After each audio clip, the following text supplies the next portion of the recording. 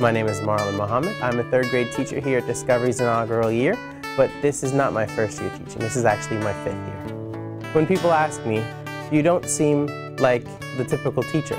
How did you get here? I have to tell them a story because it isn't a simple answer. So with me, there's always a story. I'm a Canadian-born Caribbean living in the United States. What that basically means is my family is from Trinidad and Tobago. I was actually born on vacation in Edmonton, Canada, and found myself here in the United States. I had never stayed in school more than 2 years of my entire life until I got to Virginia. And now Loudoun's kind of my new home. I've been to Farmville, I've been to Broad Run. I was part of that first graduating class at Stonebridge High School. Growing up, I always said I'd be a computerologist like Dad. My plan was on being an electrical engineer. I decided to go to George Mason.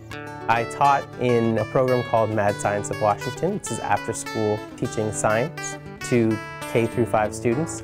And I realized that I was having more fun teaching these kids than I did in my computer programming class or my intro to engineering class. My family was a little surprised. I think part of them was a little disappointed.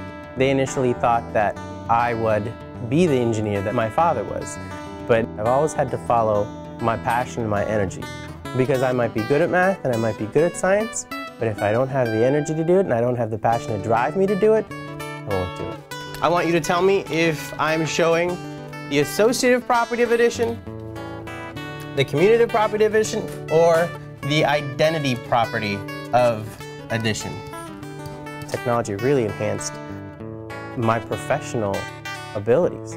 The Promethean board, the interactive whiteboards, where all of a sudden life really explodes because it's no longer a sheet I show you or a cartoon image. I bring to life the real world. That was the first kind of transformation of what I can do and what my classroom would look like. You pair technology with the collaboration of the skilled teachers that we have in this county, and I think it should never be underestimated. So if we're on to nearest 100, what do you think it's going to be? 4,000? What do you guys think? As soon as they hear that you're an engineering student, people expect, oh, you're really smart, or your kids must do great in your class. It sometimes is the other way around, because the stronger you are with something, oftentimes the weaker you are teaching it, because for you, those kind of innate logical steps that you make in your mind, they're not made by the students. So you have to kind of scaffold the things that you never had to do yourself. When I first got into teaching, I kind of had that vision of affect change. My dad, one of the things that he's kind of always instilled in us is whatever you do, wherever you go, make the world a better place, affect change. He never said be the best you can be, he said be the best.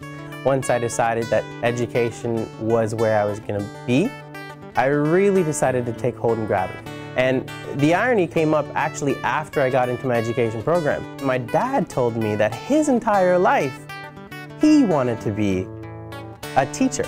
So he kind of took his passion and sacrificed it for the well-being of his kids, and we've been allowed the opportunity to follow our passions because he gave us the financial stability to do that.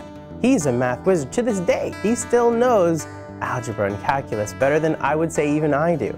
And as he's retiring, he's thinking about what he might do, and he might end up substituting or even teaching your next math class.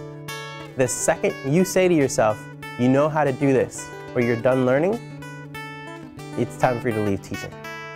Because we are ourselves learners, not just the kids. My kids ask me the weirdest things. You're 42, right? No. I think one thing that they would probably be really shocked at is that, you know, I talk a lot. You know, I appear to be very social and, you know, but when I'm at home, I'm actually pretty quiet. One of the biggest things that would probably shock students is that I've been up in a small plane and I actually had the controls a little bit. Oh, no, let me scratch that. Okay, hold on, restart.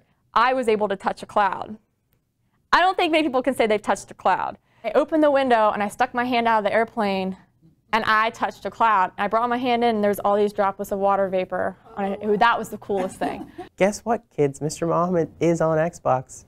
I'm not going to tell you how to find me, but I'm on Xbox. Another thing that may shock them When I was about 2, had a little accident and bit my tongue almost all the way off. They had to stitch it back up. But the only way that they could keep a screaming 2-year-old's tongue out for them to stitch it up was to put a needle all the way through it and hold it out. I tell my kids, it's probably why I don't stop talking now, because I almost lost my ability to talk back in the day. And of course, the next thing, what do you think they always ask? Can we see it?